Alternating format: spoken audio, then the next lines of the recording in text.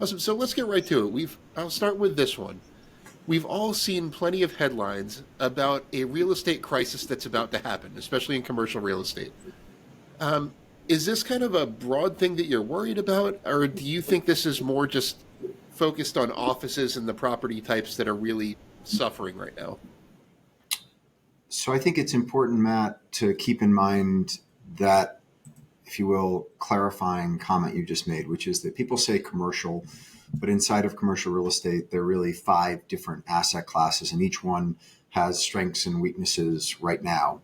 So inside of commercial real estate, if you think about the amount of debt that's outstanding in the commercial real estate industry, the number is about $4.4 trillion of debt that's outstanding. And most people are concerned about the debt side of things, not the equity side of things, because most commercial real estate equity owners are either private equity funds or high net worth individuals. The public markets really don't have big equity positions other than possibly owning a REIT. And we can talk about that in a moment if you'd like to.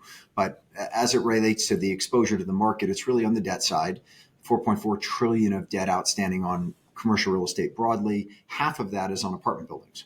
So 2.2 trillion is on apartment buildings. We're one of the largest lenders on apartment buildings in the United States. And the apartment sector has held up extremely strong. People are still living in apartment buildings across the country. People are still paying their rent. We're at 3.5, 3.6% unemployment in the United States. And so the apartment sector is doing very well, and the fundamentals of apartment buildings are still very strong. Now, in the other 2.2 trillion of debt outstanding, you have office buildings, which are struggling to say the least. You have retail, you have hospitality, and you have industrial. Now, industrial has held up the strongest of almost all commercial real estate asset classes.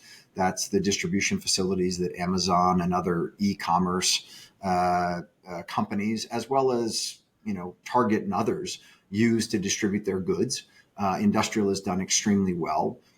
Retail and hospitality have both rebounded very strongly since the pandemic and they're obviously pockets of weakness, but very strong. We're back on the hospitality side at revenue per available room, RevPAR, that is not quite back to pre-pandemic levels, but occupancy levels are back to pre-pandemic levels, and RevPAR is getting darn close to where it was pre-pandemic. And then the laggard of all this is office. And so the big concern is what happens with the future of office, and are we going to have defaults on office loans that come back into the banking system that then cause some banks to have very significant problems. And as we've focused and looked at very, very significantly, commercial real estate exposure on bank balance sheets is an earnings issue. It's not a solvency issue.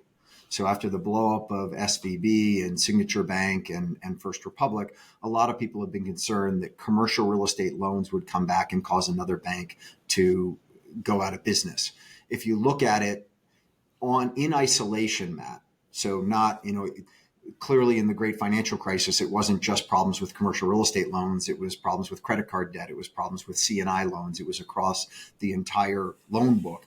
But if you look at it just in a commercial real estate exposure standpoint, even the most heavily concentrated banks with a lot of commercial real estate exposure, like a Wells Fargo, like a Bank OZK, it's an earnings issue for them. It's not a solvency. They both have plenty of tier one capital to survive whatever the real estate market will throw them as it relates to overall exposure to commercial real estate loans. So that's a pretty long-winded way of saying I think it's important for people to look at this on an asset class basis, not just say commercial real estate has problems.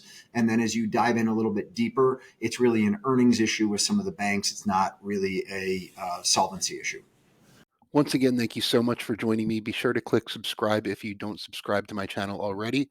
And as always, this video is sponsored by The Motley Fool. Be sure to visit www.fool.com/Frankel to receive the top 10 best stocks to buy now.